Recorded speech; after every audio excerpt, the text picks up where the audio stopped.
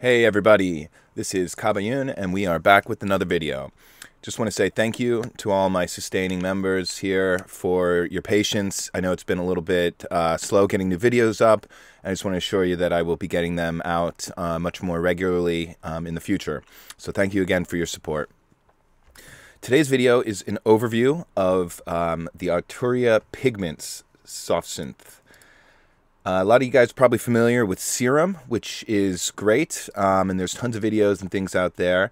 I got Pigments earlier this year, and it's become my favorite soft synth.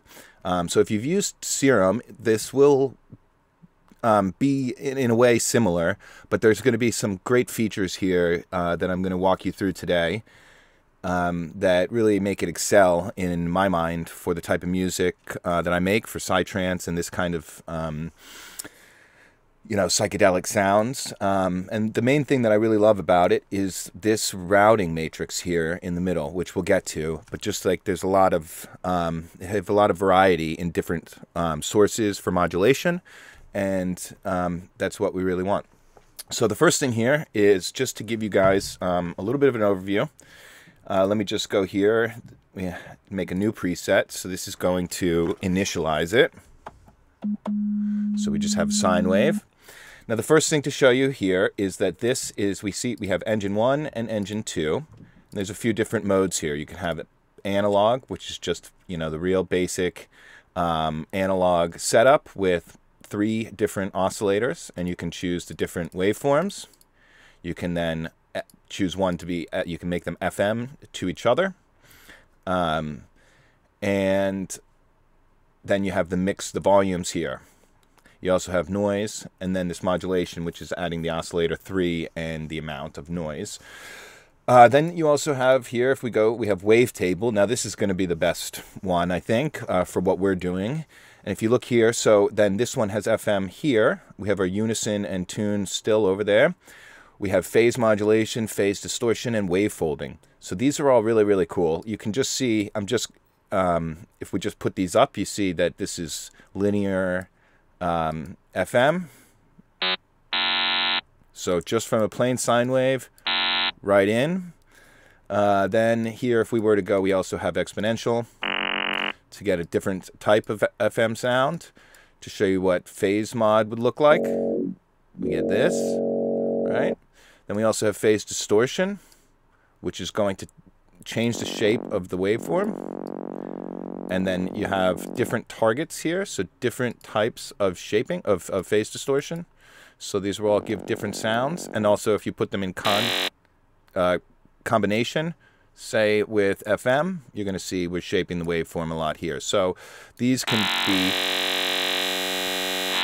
put together to give you a lot of different types of sound. We also then here have wave folding. And then again, the shape. So also a really killer tone here. So this is just, basically just from a normal sine wave. And then we have all of these different characteristics, different types of sounds. And there's 3 different modes of wave folding here. This one's going to give us the most definition, which for our purposes will sound the best. So again, we have the phase distortion, phase modulation, frequency modulation, and wave folding. Now again, look what happens if we mix these things together. Just killer. I mean, we get such great tones, and this is all again just from the basic waveform of a sine wave. Now, just to show you, if we were, we have a wave folding here. Then if we go up here, it comes with lots of different waveforms built in. So we have different things here. If you come, you'll see different waveforms. There are also natural, some things like a French horn or a guitar. There are processed ones. There are synthesizers, so like basic synth things, say microbrute. They're going to be from other Arturia things. Different waveforms here. Transform ones, which are then going to have... and then also to show you in 3D here, this is a key important part, is that we have the position of a wavetable here that we can scroll through. And if you look at it in 3D, you will see what's going on. So this is similar to Serum if you've used it before. And even if we just go back to the building waves, basic waveforms, just to start here, you see that if we, in our 2D, right, as we scan through, we're going to have square, triangle, sine, saw. And then if we go to 3D, obviously, we'll see that there. And you can drag through by putting your cursor here as well. So let's just just to keep going through and show you some of the features of this. And this is going to be the first in a series of videos on pigments, so as we're going to get more advanced in future ones. So the first thing here, let's just, so we can hear something, we'll take a saw wave and let's put on our linear FM. Sounds pretty good. So the next thing, so also if you would have an engine here too, we're going to keep working with just engine 1, but you also have, this is cool, in the new version of Pigments, they have a granular section here, which we'll get back to in another video. I'm really excited about this, that they added this feature, because it's just a really cool method of sound design. Then also up here, you have, it's set on sample, but again, we have our analog and wavetable. So I didn't mention before, right, is that we also have samples. So if you wanted to play pianos and keys, strings, there are samples of this, so you can actually play instruments that, you know, are a little bit more difficult to synthesize, but you would have based on samples. And so if we wanted to turn that on, we would then just turn on this second one here. But we're not going to use that right now. We're going to stick to our single engine. And we'll be working on the first oscillator. So I'm just going to put our semitones down a little bit so I can hit in the middle of the keyboard. And then we go over to our filter section here. So they also have great filters. And so we have the multi-mode, we have low-pass gates, different methods here, formant, which is very cool. To make some interesting sounds. This will be similar to, if you guys have seen, as I mentioned Serum at the beginning, because there is a lot of overlap. It looks and functions in a way similar. So it shouldn't be too unfamiliar to you guys. So we have a phaser setup, and then the multi-mode is where we have in here different low-pass options, high-pass options, and bandpass. So just for our purposes, let's set a resonant bandpass. So if we put the resonance up here, and we have our bandpass. Now we can also set a second filter over here, and so then again, maybe we could put this one on a nice resonant high pass. Now the filter mix is going to be here. So if we want both, we have to go there. And we can switch between them. So that's the filter section. Works pretty simply, as you guys would expect. Now we're going to go into the modulation section. So if we go down here, you can see that we have different, we have keyboard, envelopes, LFO, functions, random, combinate, and macros. The macros is always up over here. Just like Serum, you can route these to multiple things. And, you know, so you have your 4 knobs cranking everything out. We'll get to that later. First thing I just want to show you is the envelopes and how everything works. So right now you can see that there is an envelope already done. It starts out just the basic patch, routed. So if I hit the keyboard, it's turning off instead of droning, right? So that's going to be this one here, and you can see that it's routed to the VCA. This is, sorry, it's called, they call it the envelope VCA, and it's already routed to the VCA amp. And so this is how you're going to route things in this center area here. But we just have our basic envelope, and it's an ADR. You can make it an ADSR. Oh, sorry, it's an ADSR, but you could make it an ADR if you wanted. And then just to show you here, we have our LFO section.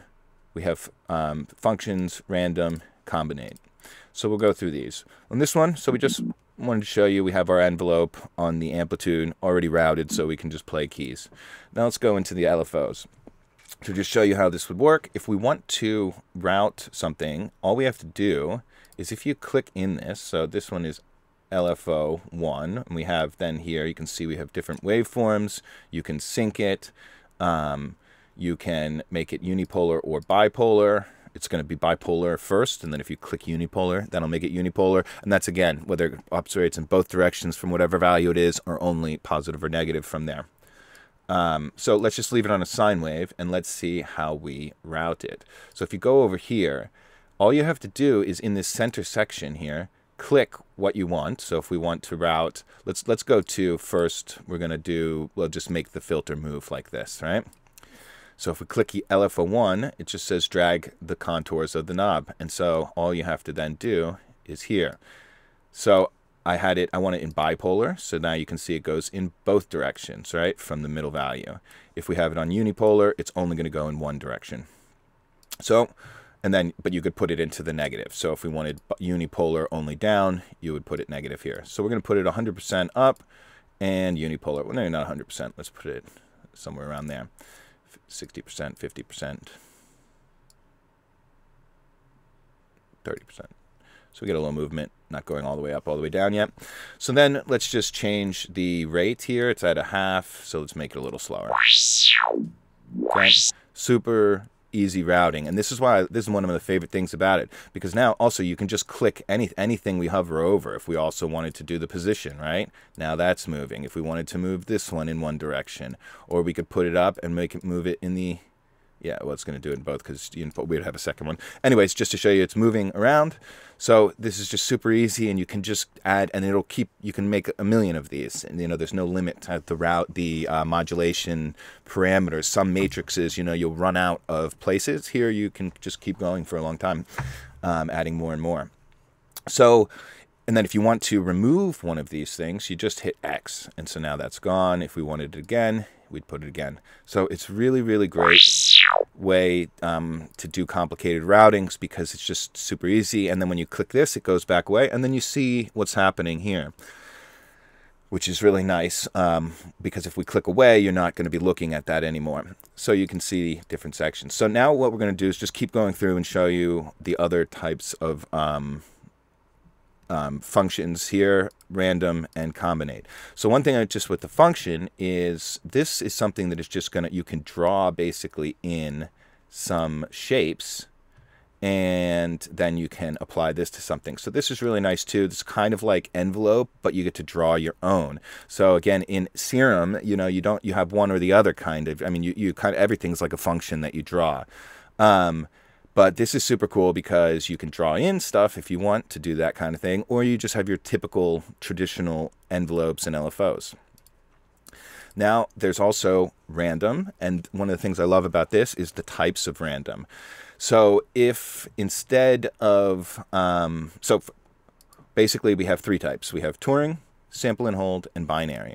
The Turing, what this means, well, first let's just sample and hold. Sample and hold is for whatever division you do. It's on sync 8 notes. And let's just go ahead and route this. So if this is 2, I'm going to put it onto this guy. So we're seeing it's moving. Let's get a little more resonance in here. So it's moving. So now, if we go to filter 2, and so then you can slew it by making rise and fall, or you can keep them actually, actual sample and hold with no slew, just dividing right at the time. You can set the clock here, and now this is a great thing because you can actually set the clock from other things. So you could have the clock being one of the functions. It could be another random from LFO. You could do it from the keyboard, or you can put it the sequencer clock, which will be the sequencer, or just the normal clock, which is what it sets to now. But that's really cool because sometimes you want to trigger the timing of the sample and hold from something else. Also, just a great feature. So we're on sync, we're on 8 notes. That's, for our purposes, that's enough. Now, the difference between sample and hold and Turing is basically a loop of random. So right now it's 9 steps long. It's also on 1/8 note. And you can then set this as well, but it's going to be free running here, and then it's this length of, so if I make longer steps, it's going to run longer without repeating, right? And then if I go shorter, it's basically just going to be 1 step, right? But so the interesting thing about this is it's like a looping random, right? So it creates a random thing, but then it runs back. And you can flip it here. So this is the probability for the sequence to evolve. If it's at 0, the sequence will always stay the same. If it's 100% random, then it's basically just like a sample and hold. So the cool thing about this is you can kind of let it go until you get a random that you like, and then you just flop that down here, and then it's going to repeat that random part for whatever the length is. So we have 12 steps, so it's going to repeat at that. So this is really cool if you want to make a random part, but you don't want it to keep going and always be random. Now another type we have here is binary, and so you can see that this is either going to be off or on, and then you have a probability. So if the probability is down, it's going to say don't give me any.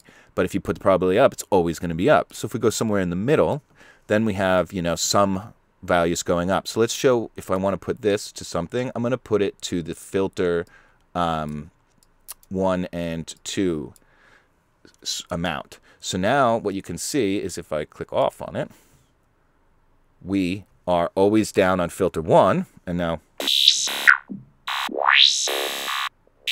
and then when it goes flips to the other side, it's flopping over to filter 2. So the filters are both moving, but it's choosing which one. And this one we would want either, you know, to have it so it's either one or the other. So that's pretty cool to intersperse the you know, some two different types of modulation on as an example here. And we'll show, you know, when I make future patches, we'll really get into using all of these in tandem with each other. Right now, we're just walking through what they each are. So that's back to our 3 different types of random. And this is, again, why I love this so much compared to Serum, because Serum doesn't really have this. In Serum, the sample and hold is in the chaos section. It doesn't have a Turing. You can write in like in the function mode, you can, and this again has 3 different ones here, you can draw them in. But here we actually have them that are free running, and we just choose a probability, and we can easily manipulate this. Like if we want mostly, you know, staying on filter 1, only popping over to filter 2 a little bit, you know, we can do that. If we want more, mostly on filter 2 and staying down over there. So it's, you know, you get a lot of variety. And then remember, the Turing is like a looping random. So now back to show you something else that is pretty cool is, so, you know, in a lot of times you would want an LFO running, but you would want to make a more complicated LFO that's not just going up and down, right? And so what you could do is you could take another LFO, like LFO2, and we could put it to, say, the timing here, right? And so we could do that here so that it's moving at you know, and this one is affecting this one. So that's, of course, a way to do it, which most can do. But the thing I wanted to show you here is this section called combinant. And so this is another section of 3 where you can combine different sources. So let's say, what if we wanted to take LFO1, which you already have, and then we use the second sources, say LFO2. We could also do random. I mean, you can just make really complicated things, but just to show you. So now look at this waveform that we've got going on here. So now if we put this one to our cutoff, say, instead, and then we go back here, if I want to just get rid of this one on the cutoff, we just delete it, right? Super easy. But now, if we go back to our combinant here. So now the combinant one I put here, and I doubled something up. On LFO2, I want to turn this off. So LFO1 is the wavetable position here. LFO2 is now not doing anything, but instead we have this. And as you can see, this is moving now in a more interesting way. Let me just turn this down. Where are we going?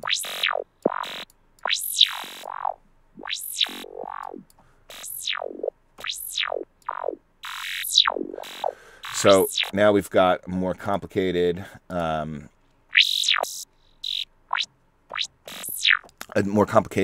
going on, and we can do, and then there's different modes here. You can sum or difference, or you can multiply it. And so we're gonna just get different mathematics, right?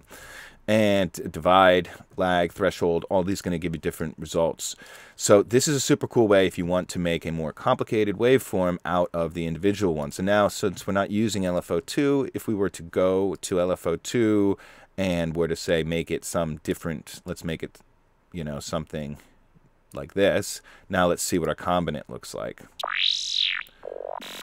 So we're getting some drops, and so this is just a super cool way to make more complicated things. Now, for example, just to show you one, what if we put LFO1 with, say, random 2, our sample and hold?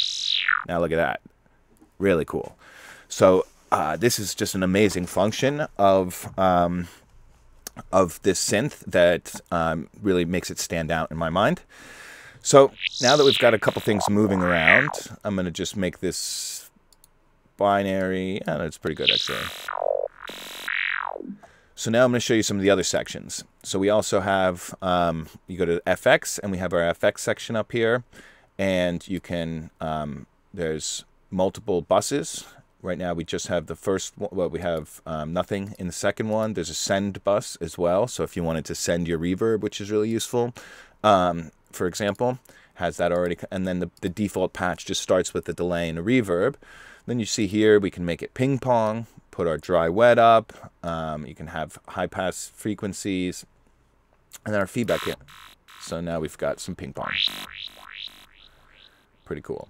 And then if we wanted to say reverb, also here, dry wet.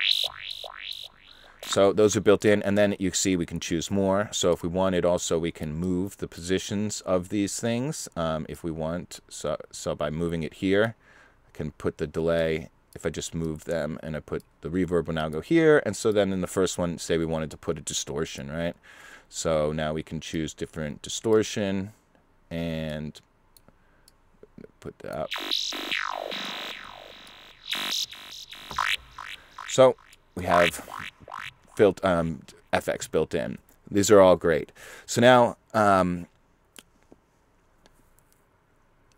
what I wanted to check is, so I wanted to show you also is the sequencer here. And so one of the great things about this as well is that, you know how, so I'll show you really quickly. If you guys see from my other videos, we've watched the note length and density tutorial. So I have my section here with lots of different, you know, just the 16th notes pattern. And so let's bring this over. And my grid size right. So if we put this here and then we go to our MIDI modifiers, note length there, and then our density, turn that on.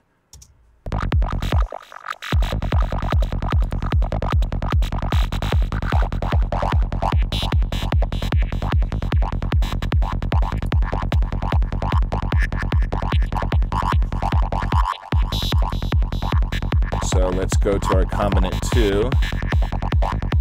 Oh, because I made the LFO here.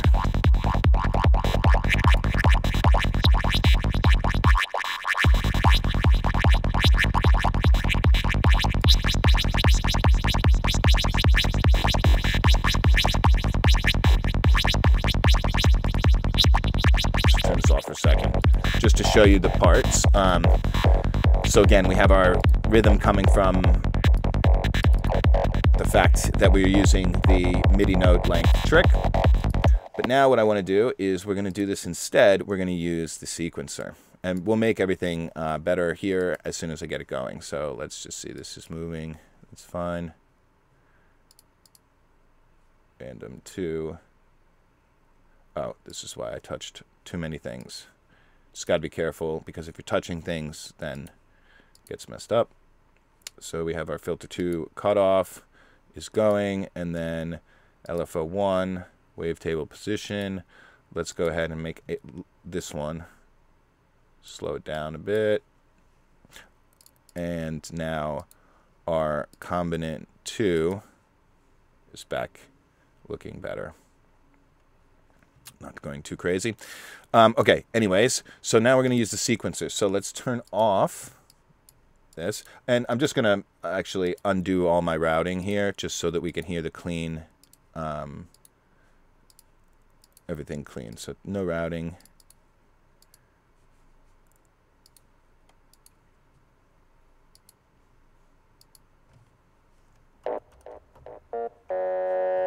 Okay. And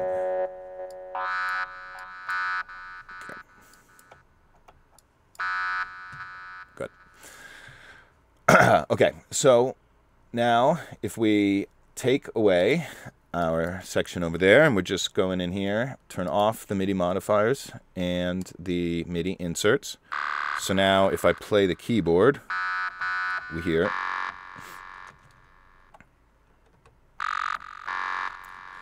And so now let's go into the sequence.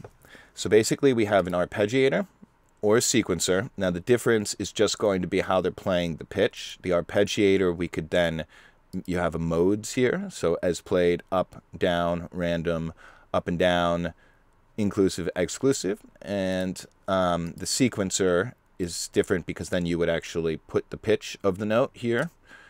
So, but otherwise they're going to function the same. You choose the rate here. And so we have it at 8th notes. If we put it to, say, 16th notes, there we go. So the thing that I love about this is if you see here, we have this dice here. And so we can make a random probability of our velocity, trig probability, gate length, and slide. And so if you think about our note length and density trick, that's going to be the trigger probability and the gate length. So let's go ahead and turn these up. And you see now this higher amount here, that's the amount. And you can then modulate, you can put these where you want on their own. But that little lighter line, that's going to be showing the value. So you're going to have short notes and long notes. Awesome, just perfect. And then if we add the trig probability, you can see that if we add this up, it's pulling down. And so some of these are going to have a lower probability of playing. So just a great way to make parts come out and emerge from nowhere. And then if, just like with our other trick, and now what we can also do is if we want, we can put the sync rate here.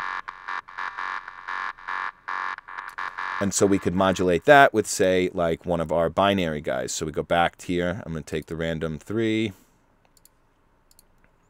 and let's put this down a little bit. So that's going to give us a little bit of randomness. And now let's put the sample and hold here onto our cutoff filter.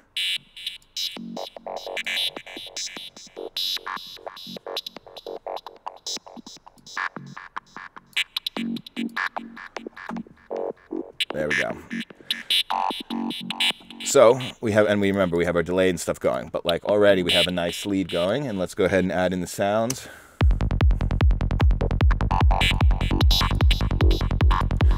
Now let's put our binary again to the filter amount too.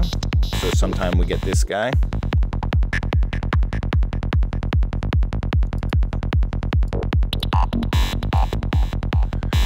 And our LFOs here.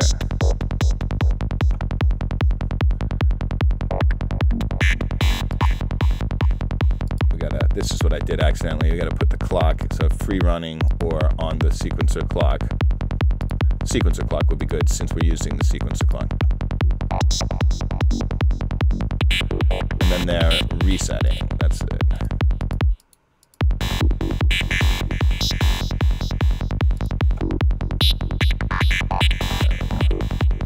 So let's put this one onto the second filter.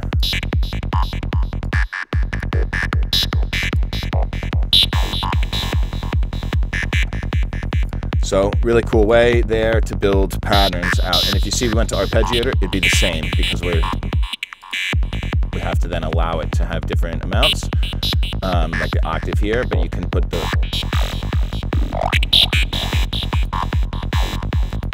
and we can change the pitch rate, we can put it up, random, and then you could make different sounds, but I don't want any different pitches, so we'll just leave that.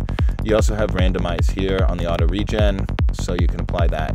But I like to then do some stuff over here by modulating like the rate amount, like we did with that, so you get some little variety on the rate amount while the pattern's going through. So this is just a super cool synthesizer with many options to do stuff, and from here I'm going to make another video where we just go straight through and make some sounds, but I just wanted to give you guys first a quick overview of everything. So if we just go real quick from the beginning, remember that we have our wavetable, analog, and samplers here. You can choose the waveforms from here. You then have other modes that you can phase distortion, phase amount, also wavefolding. So remember, we can make really complicated sounds by, just using a simple waveform and then modulating or changing these parameters here. We have our balance between the filters. We have the wavetable position, 2D, 3D. We have our filters section here. And then again, we have our envelopes, LFOs, functions, the random, 3 different types, and then these combinant ones, and then our macros over here, which I haven't touched, but macros, obviously, we just would route to a lot of parameters and twist one knob. And then again, to route them, you just click on whichever one you want to use, and then you just grab something, like if we wanted to put the position here. So now we've got the combinant moving on the position. So super easy to use. Then we have our FX section and the sequencer, which is just my favorite part because you have the randomness on the gate length and the trigger probability. So we can just make random lines emerge, and most other synths we'd have to use our note length and density trick, and sometimes just real nice to work within the synthesizer. So that is my quick basic overview of Arturia Pigments, and as I said, this is going to be the first in a series of videos on pigments. From here on, I'll just jump right in and make individual patches, but I just wanted to give you guys a quick overview of how the synthesizer works before we jump in so that people wouldn't get confused. So stay tuned, next video coming soon on making some killer FM style lead in Arturia Pigments. Thanks guys, see you soon.